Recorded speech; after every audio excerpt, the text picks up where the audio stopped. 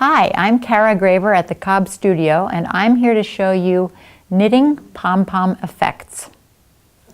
We're going to look at two different types of pom-poms today. We have this large, fluffy, cut type you traditionally typically see on hats. And then we're also going to look at this type that's made on a fork. And you can cut those as well. There's both kinds of effects. There's the loopy kind and the fuzzy kind. And there are two methods for making them. Okay, so this is something that makes pom-poms but also makes different things.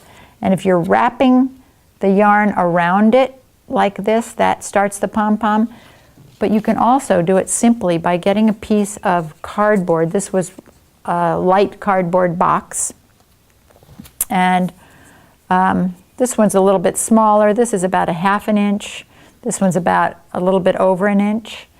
And this one made this size pom-pom. And this one made this size pom-pom, just a little shorter in the hairs. So just for demonstration purposes, I'm going to show you this small one. And you just wrap it around. I'm putting my finger in there because I want to send some yarn through there later.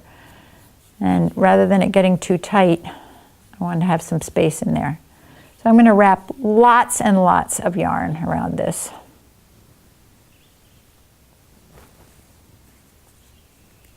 And then I'll trim this off and send a piece of yarn through there.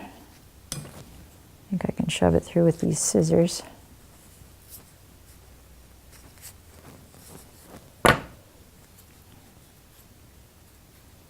And tie it up.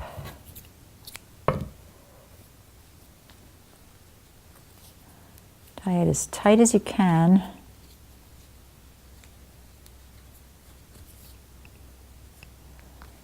And put your scissors in there and trim it. Well, actually, you're not trimming it, you're just cutting it open. And this makes your pom-pom. If you want it fuller, wrap it more. And you see that they're sort of different lengths because as it gets wrapped more, some are longer than others. So you can easily just trim those off to make the length you want and cut these little ends.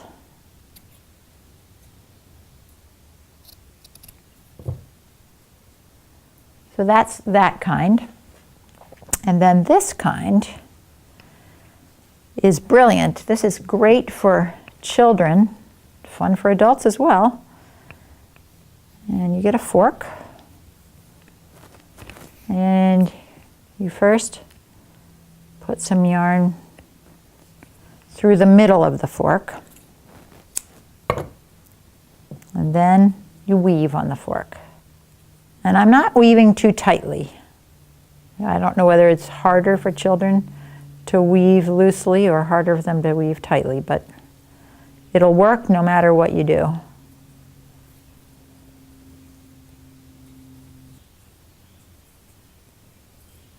And then when you think you're almost done, shove it down so that you can do more.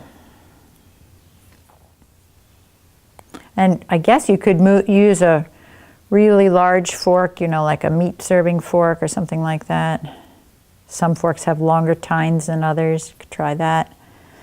All right, then trim this off and take this piece that we put in the middle of the fork, bring it up and start to tie it together. And then pull it off the fork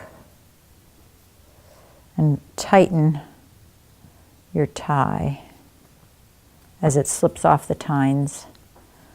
And then tie a knot. And be careful you don't get your strings mixed up, because if you're pulling the wrong strings, you'll be unraveling it.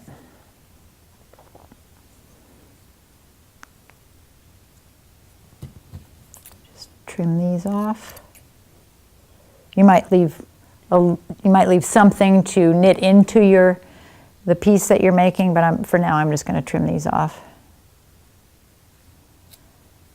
And there it is. It's tight and compact. And you can imagine that if you cut it like we cut this one, you'd have something fuzzy. So there you have it. 2 ways to make pom-poms and tons of uses. I'm Cara Graver at the Cobb Studio, and that was Knitting Pom Pom Effects.